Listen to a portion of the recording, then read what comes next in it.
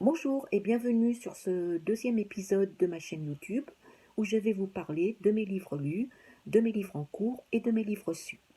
Le premier livre dont je vais vous parler, c'est le deuxième tome de la saga des Sept Sœurs de Lucinda Riley. La saga des Sept Sœurs, ça retrace l'histoire de 6 filles adoptées par Pat Salt lorsqu'elles étaient bébés et elles viennent de 4 coins du monde. Pat Salt vient de décéder, mais avant cela, il a écrit à chacune de ses filles une lettre accompagnée d'un indice pour leur permettre de retrouver leur origine si elles le désirent. Dans ce deuxième tome, La Sœur de la Tempête, on va suivre l'histoire d'Ali, qui est une navigatrice accomplie. Ali est en train de préparer une course avec l'amour de sa vie, une personne qu'elle a rencontrée assez récemment, mais pour elle c'est l'homme de sa vie, lorsqu'elle apprend le décès de Pat Salt. Pat Salt lui a légué un livre écrit en norvégien.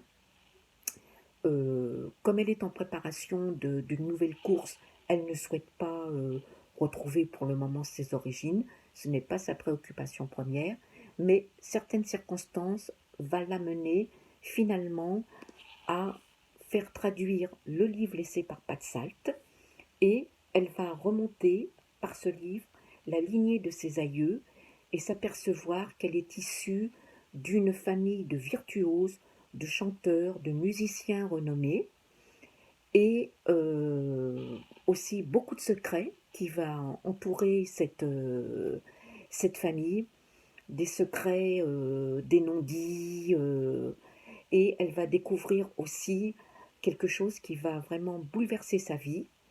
On va se retrouver en Islande. Dans le premier livre, on était au Brésil où il faisait vraiment très très chaud. Là, on voyage en Islande où il fait vraiment très très froid.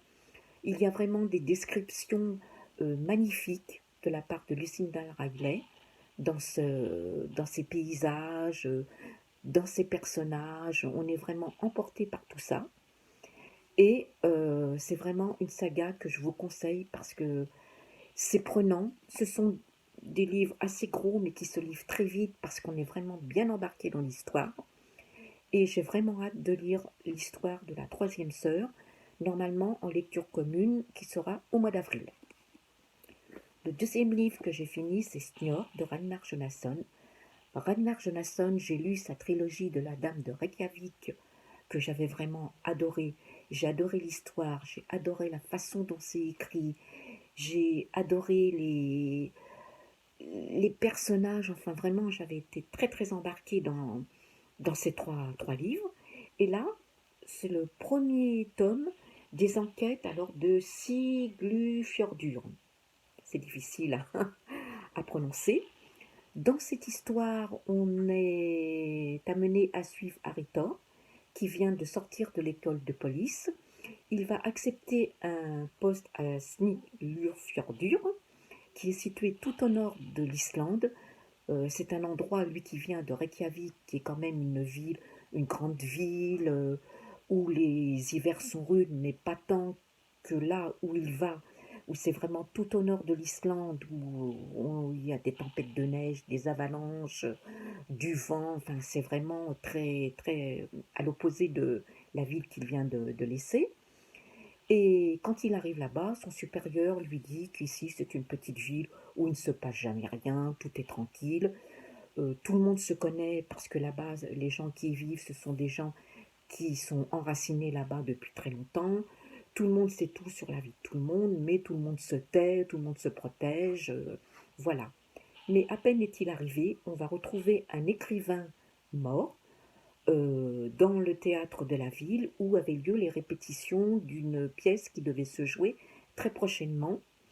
Et le lendemain, une femme va être retrouvée à demi nue dans la neige, blessée. Donc, Harry Thor, lui, va vouloir mener l'enquête. Son chef, au début, n'est pas très très partant pour cela, mais certains faits vont faire que les enquêtes vont avoir lieu.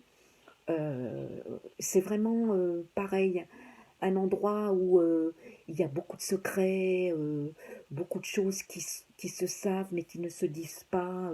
On est embarqué dans cette histoire pleine de mensonges, de non-dits. Enfin, je retrouve vraiment Ragnar Jonasson. J'ai vraiment aimé beaucoup ce deuxième livre. Je ne vous en dis pas plus parce que je ne veux rien spoiler, mais c'est vraiment très additif, très intéressant. Et pareil, je lirai certainement très vite le deuxième tome. J'ai lu aussi alors, le tome 5 de L'Assassin Royal de Robin Hood. Alors, ça va être un petit peu difficile de vous en parler parce que ça, c'est le tome 5. C'est une série fantasy fantastique où on va suivre Fizz. Fitz, c'est un enfant qui est un enfant bâtard qui a été conçu par le fils du roi subtil et il va être ramené au château à l'âge de 6 ans et le roi subtil va faire de lui son assassin. C'est-à-dire qu'il y a une personne qui va lui apprendre comment tuer, comment voilà, se débarrasser des personnes qui sont gênantes pour la royauté. Donc on va suivre ces péripéties. En plus, il possède le don du vif, c'est-à-dire qu'il peut communiquer avec les animaux. Le roi, c'est un petit peu difficile parce que c'est le tome 5, donc c'est pas évident. Dans Le roi subtil avait 3 fils. Le fils chevalerie, père de Fitz, le fils vérité et le fils royal. Le père de Fitz va mourir, donc il reste 2 fils, et Royal, le dernier fils, veut absolument accéder au trône, et pour ce faire, par certains procédés, il va se débarrasser de son frère. Et Fitz va se lancer à la poursuite de vérité pour le ramener au royaume et pour destituer Royal. Donc c'est une série que j'aime beaucoup, c'est du fantastique, ça vous paraît peut-être un petit peu décousu de la façon dont je vous en parle, mais comme c'est le 5e tome, je ne peux pas revenir sur tous les tomes d'avant, mais c'est vraiment une série que je vous conseille si vous aimez le fantasy fantastique. En tout, il y a 19 tomes de l'Assassin Royal, mais 36 tomes parce qu'il y a des autres séries qui s'intercalent entre les deux. Mais c'est vraiment une série qui est vraiment, enfin, moi que j'adore. Le dernier livre que j'ai lu, c'est un livre que j'avais pris à Fanny André qui faisait un calendrier de l'Avent littéraire. Je lui en avais pris un. Et dans ce calendrier, il y avait ce petit livre qui s'intitule Petite annonce téléfilm Toi. Alors la couverture est toute douce, enfin on dirait un peu du tissu, du velours, c'est assez particulier. Je vous mets ici la 4e de couverture si vous désirez la lire. L'intérieur de ce livre est, vous voyez les pages, c'est très bien fait. Je trouve que c'est un très beau livre extérieurement et intérieurement. Alors, je vais vous le décrire très brièvement parce que comme il est tout petit, je ne veux pas vous le spolier.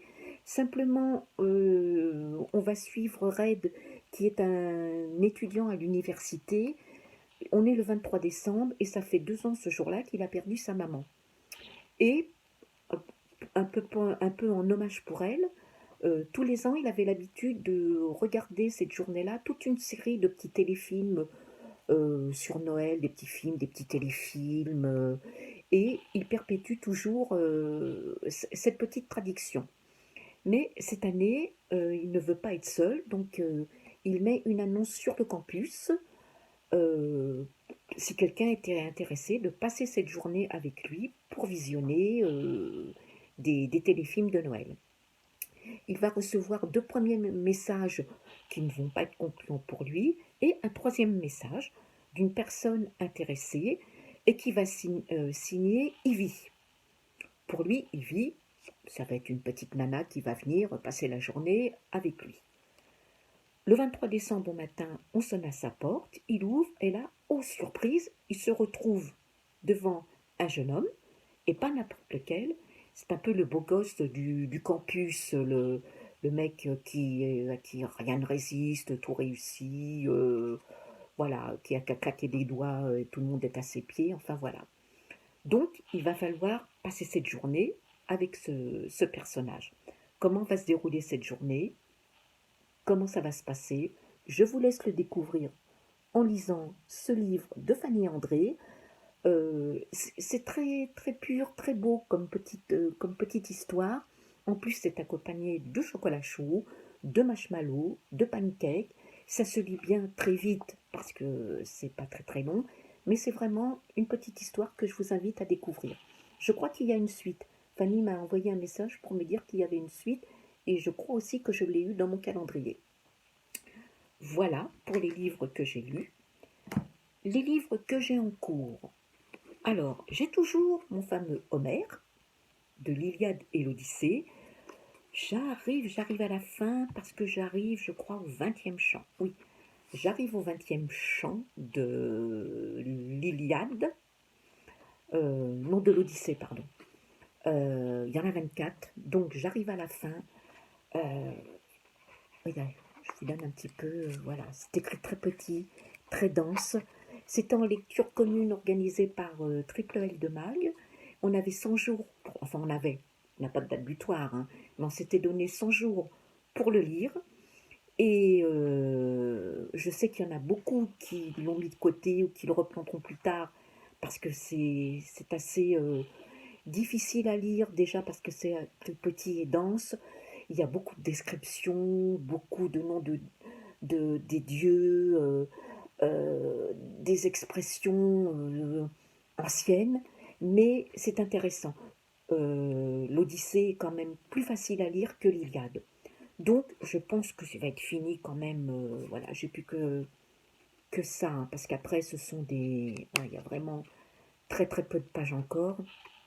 Après, ce sont des lexiques, des, des renvois à certains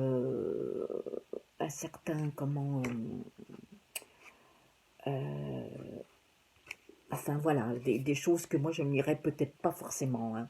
Mais je suis contente de pouvoir le finir parce que malgré cette complexité, j'ai beaucoup aimé et c'est intéressant. Moi, la guerre de Troie, le retour d'Ulysse, c'est toujours quelque chose qui m'a captivée. Je l'avais lu au lycée, j'avais beaucoup aimé et je suis retombée dans le même amour pour ce livre. Voilà.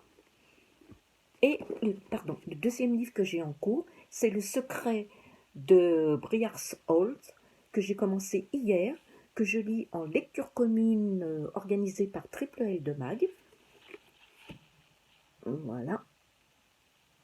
Alors, c'est un cosy mystery euh, c'est le quatrième livre. On a ici Lovely Trudet, qui est une jeune stagiaire dans la police. Alors ça se passe dans les années 60, hein, donc à l'époque la femme au milieu de police, c'était pas encore très très bien vu. Elle est entourée d'hommes et elle est souvent mise à des tâches subalternes, aux archives, au classement.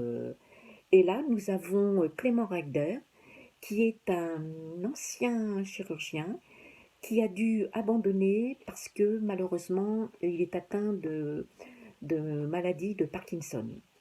Donc il s'est reconverti dans le métier de coroner, c'est-à-dire qu'il assiste dans des tribunaux à des jugements de crimes et il reprend les affaires lorsque quelque chose lui fait tilt, c'est-à-dire que les enquêtes n'ont pas été poussées à fond, on n'a pas assez interrogé les suspects, enfin, il reprend les enquêtes et pour ce faire, il s'associe à Lovely, qu'il avait découverte lors du premier, le Corbeau d'Oxford, le premier tome de cette série. Il a trouvé un potentiel en elle, donc il veut la former et qu'elle s'affirme dans ce milieu. J'en suis vraiment au début, j'ai lu 10 chapitres, on est tout de suite dans l'ambiance, hein, tout de suite, paf, on est embarqué dans l'histoire, Et pour le moment, j'aime beaucoup. J'étais très contente de retrouver ces personnages. Je pense que l'enquête va être encore très très intéressante. Vous voyez la, la couverture de ce livre. Vous avez des brillances, vous avez franchement, c'est HarperCollins, l'éditeur, et franchement, c'est magnifique. Toutes les couvertures de cette saga sont vraiment magnifiques. Le cinquième tome va bientôt sortir. Je crois qu'il est prévu pour le mois de février. Voilà, donc je vous en reparlerai plus dans un prochain épisode. Maintenant, je vais vous parler des livres que j'ai achetés. Voilà, j'ai acheté La délicatesse du homard de Laure Manel. Laure Manel, j'en ai beaucoup entendu parler. J'ai deux livres d'elle. J'ai La mélancolie du kangourou et Le sourire des fées, la suite de La mélancolie du kangourou. Je ne les ai pas encore lus. Il faudrait vraiment ça m'intéresse énormément. Mais comme j'ai beaucoup de choses à lire, je n'ai pas encore eu le plaisir de le faire, mais ça ne saurait tarder. Et donc j'avais envie de découvrir cette autrice. Euh, je sais qu'elle est suivie par beaucoup de personnes. Donc voilà, c'est un petit livre hein, qui fait 340 pages. Bon, il est quand même assez aéré, hein. Quand même, je pense que ça va se lire quand même facilement. Voilà, ça devrait le faire. Donc voilà. Le deuxième livre que j'ai acheté, c'est L'Américaine de Catherine Bardon, qui est la suite des Déracinés. Alors, j'en avais entendu parler par Florence du compte Flowing Books, et la façon dont elle en parlait, ça me donnait vraiment envie de le lire, hein. C'est dans les années 60. Je ne lis pas les quatrièmes de couverture, donc je ne peux pas trop vous en parler. Mais d'après ce qu'en disait Florence, ça m'a vraiment beaucoup incité à le lire. Pareil, je n'ai pas encore lu Les Déracinés, donc dès que j'aurai lu déjà le premier tome, je reviendrai vous en parler avec plaisir. Et le troisième tome, enfin le troisième livre que j'ai acheté, c'est Agatha Raisin. Agatha Raisin, c'est Bon baiser de Chypre. Je crois que c'est le cinquième tome, cinquième ou sixième tome. Comme je vous l'avais déjà dit, je suis en train de me constituer toute la série de ce Cozy Mystery. Agatha Raisin, bon, bah, je pense que tout le monde la connaît, hein. C'est une Anglaise qui a pris sa retraite, qui s'est acheté une petite maison dans un cottage anglais et qui s'ennuie un petit peu et qui va être amenée à mener des enquêtes dans... Alors, j'ai lu que deux livres pour le moment. Et c'est vraiment... Enfin, ça se lit bien, ça se... Voilà quoi, c'est défoulant, on rigole, ça se lit tout seul, ça se lit avec plaisir, franchement, c'est pas... je pense que vous connaissez ces Cozy Mystery, mais c'est vraiment quelque chose moi, qui me plaît beaucoup. C'est plein d'humour, bien sûr, hein, c'est anglais, donc voilà. MC Beaton en a écrit, je crois, enfin pour le moment, il y en a 30, un peu plus de 30 traduits en français, mais il me semble qu'il en reste encore à traduire, et c'est elle aussi qui, elle est à l'origine d'une autre série, je ne me souviens plus du nom, pourtant je suis en train de me la constituer aussi, qui a une bonne trentaine de livres, et qui est à peu près dans le même, enfin je n'ai pas encore commencé de le lire, hein, j'en ai acheté, mais je n'ai pas encore commencé la saga, mais c'est à peu près dans la même veine que les Agatha Christie. Voilà, ben écoutez, je pense que je vais m'arrêter là pour aujourd'hui. J'espère que ma petite vidéo vous aura donné l'envie de lire certains livres ou d'avoir aussi mon opinion. Peut-être que vous les avez lus et d'avoir mon opinion vous aura aussi intéressé, j'espère. Je vais vous laisser là pour aujourd'hui. J'espère vous retrouver très bientôt. Je vais vous souhaiter une bonne journée, une bonne soirée, une bonne matinée, une bonne nuit, peu importe. Et je vous dis à tout bientôt. Au revoir.